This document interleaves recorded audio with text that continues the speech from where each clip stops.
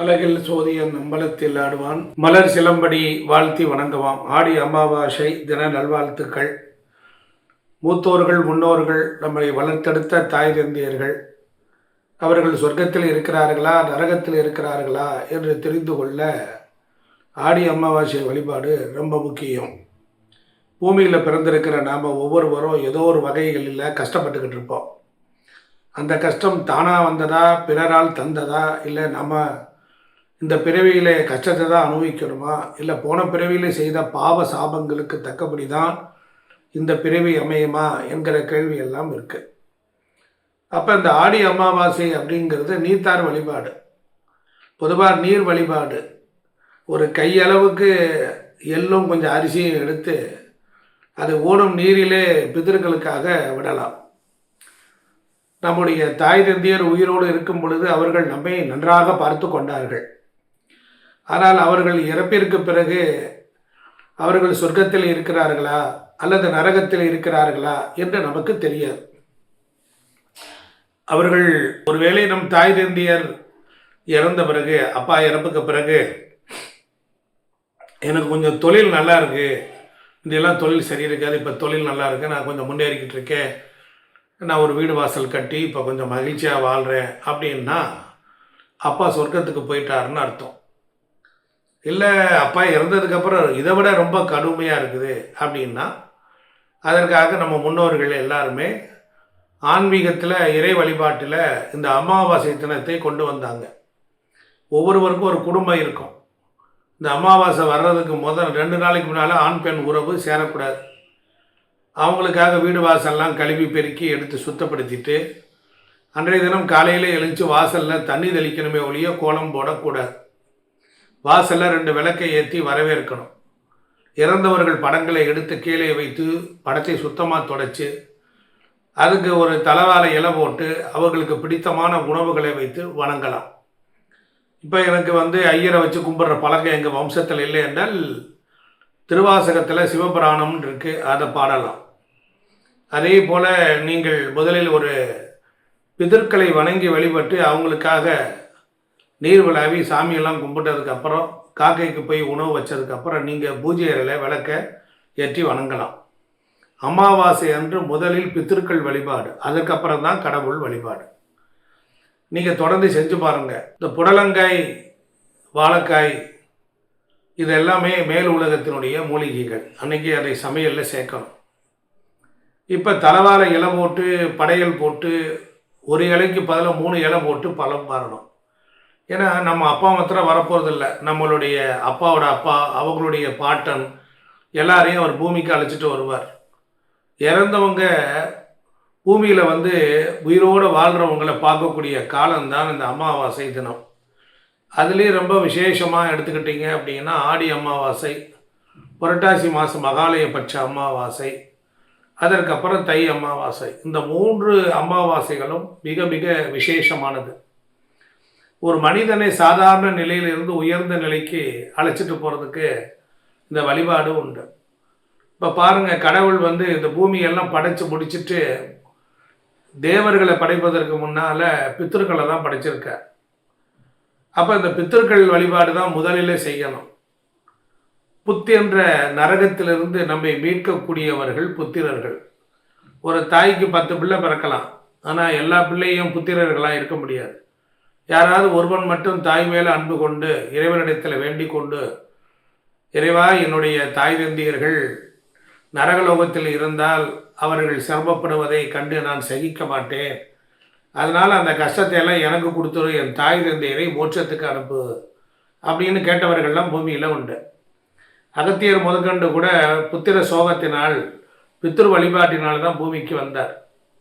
ஏன் வசிஷ்ட மகரிஷி கூட 100 பிள்ளைகளே ஒரு ராட்சசன் சாப்பிட்டான்.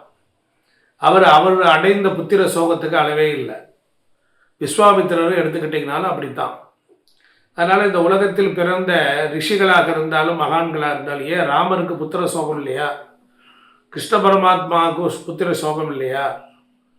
அதனால் இப்படிப்பட்ட நிலையில் உலகத்தில் இருக்கக்கூடியவர்கள் எல்லாருக்கும் ஏதோ ஒரு வகைகளில் கஷ்டங்கள் இருந்துக்கிட்டு தான் இருக்குது. இந்த கஷ்டங்களிலிருந்து விடுபட்டு ஒவ்வொரு மனிதனும் தன்னுடைய குடும்பம், உரிய காலத்தில் கல்யாணம், படிப்பு, வேலை வாய்ப்பு இது மாதிரி எல்லாம் முன்னேற்றம் அடையணும்னா இந்த பிதிர் வழிபாடு உண்டு. என்ன காரணம் என்றால் இந்த உலகத்திற்கு நன்றி சொல்லுதல். இந்த உலகத்திற்கு நன்றி மறந்த நிலை. நம்ம அப்பா அம்மா நம்மளே தான் பெற்றெடுத்து நமக்காகவே வாழ்ந்து நமக்காகவே அவர்கள் நம்மை வளர்த்து ஆளாக்கி நமக்கு ஒரு திருமணத்தை செஞ்சு வச்சு அவங்களால முடிஞ்ச அளவு கையளவு ஒரு இடத்தையாவது கொடுத்தாங்க, ஒரு பழைய வீட்டையாவது கொடுத்தாங்க. ஒரு சிலருக்கு கூட இல்லாமல் கூட போகுது. ஒரு சிலருக்கு பெரிய சொத்துக்கள்லாம் கொடுத்துட்டு போயிருக்காங்க. ஆனால் நம்ம இந்த பூமியில் சுகத்தோடு இந்த உடலோடு சந்தோஷமாக மகிழ்ச்சியாக ஆனந்தமாக சௌகரியமாக வாழ்கிறோம்ல, அதற்கு நன்றி தெரிவிப்பதற்கும் இந்த உடலை கொடுத்தவர்கள், இந்த உயிரை கொடுத்தவர்களுக்கு ஒரு நன்றி விலாசமாகத்தான் இந்த ஆடி அமாவாசை வழிபாடு. வாழும் பொழுது நிறைய பேர் புண்ணியம் செய்யணும், தர்ம நெறியோடு வாழணும், சத்தியத்தோடு வாழணும். தவறாக வாழ்ந்துடுறாங்க, யாரும் சொல்லலை, ஒருவேளை விதி அப்படித்தான். ஆனால் இறப்பிற்கு பிறகு எல்லாருக்கும் சொர்க்கமும் இருக்குது, நரகமும் இருக்குது. அதை யார் தெரிஞ்சுக்குவாங்க அப்படின்னா பூமியில் வாழக்கூடியவங்க வாழ்க்கையை பார்த்து நாம் தெரிந்து கொள்ளலாம். இப்போ மேல உலகத்தில் இருக்கிற அப்பா அம்மா கஷ்டப்பட்டு கண்ணீர் வடிக்கிறாங்க, கடவுள்கிட்ட போய் முறையிடுறாங்க. என்ன கேட்பாங்க? என் மகன் பூமியில் கஷ்டப்படுறான், அவனுக்கு நாங்கள் செஞ்சதில் ஏதாவது ஒரு புண்ணியம் இருக்கா, ஒரு யோகம் இருக்கா, இல்லை அவனுக்கு இதான் யோகம் இருக்கா, அதை அவனை கொடுத்து அவனை காப்பாற்றுங்க அப்படின்னு கடவுள்கிட்ட ஃபைட் பண்ணக்கூடிய ஒரே ஒருத்தர் யாருன்னா பித்தர்கள் தான். இந்த உலகத்தில் நாம் நல்லா இருக்கமா கஷ்டப்படுறோமான்னு வருந்தக்கூடியவர்களும் அவர்கள் தான். இறப்பிற்கு பிறகு மேலுலக வாழ்க்கையில் அங்கே போனாலும் கூட உணர்வுகளாக சக்தி மையங்களாக அவர்கள் போய் பூமியில் என்னுடைய குழந்தைகள், என் மகள் வழி பிள்ளைகள், மகன் வழி பிள்ளைகள் சீரழிகிறாங்க, அவங்களையெல்லாம் நீங்கள் காப்பாற்றக்கூடாதுன்னு இறைவனிடத்தில் சண்டை போட்டு யார் ஒருவர் மூலமாகவோ ஏதோ ஒரு உதவி மூலமாகவோ நம்மளையும் நல்ல செயல்களை செய்ய வைத்து அதன் மூலமாக அவர்கள் நமக்கு ஒரு நல்ல வாழ்க்கையை தர இருக்கக்கூடிய நம்முடைய பித்திருக்கள் தான் கடவுள்கள். நம்மளாம் கடவுளை யாரும் பார்த்ததில்லை, நம்ம அப்பா அம்மா தான் கடவுள். எழுத்தறிவித்தன் இறைவன் சொல்கிறோம். நம்ம இந்த பூமிக்கு கொண்டு வந்தவங்க அவங்க தான்.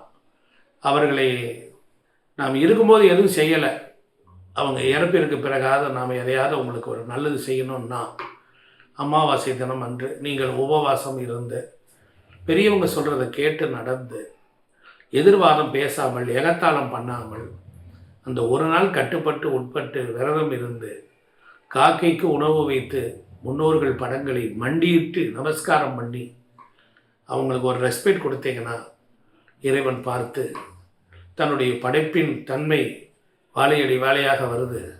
அதனால் ஒவ்வொரு உயிர்களையும் காப்பாற்றும் இறைவன் உங்களையும் காப்பாற்றுவார். கடவுள் நீங்கள் தானம் தர வேண்டியதில்லை, தவம் தர வேண்டியதில்லை, தவம் பண்ண வேண்டியதில்லை, யாகம் வேண்டியதில்லை.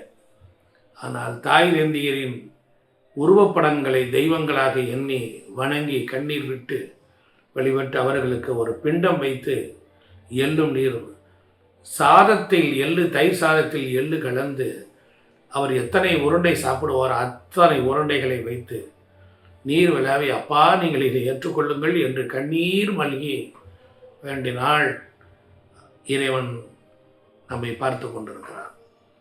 ஆகாயத்தில் இருந்து பூமிக்கு வந்த நம் பாட்டன் பாட்டி தாய் வழி சொந்தம், தந்தை வழி சொந்தம் எல்லாம் அந்த அன்ன ஆகாரத்தை உண்டு ஆனந்தப்பட்டு நம்மை ஆசீர்வதித்து செல்வார்கள்.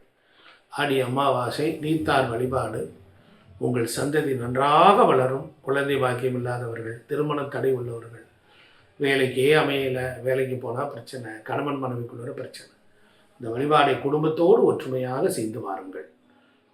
நல்ல வெற்றியை பெறுவீர்கள். நன்றி, வணக்கம்.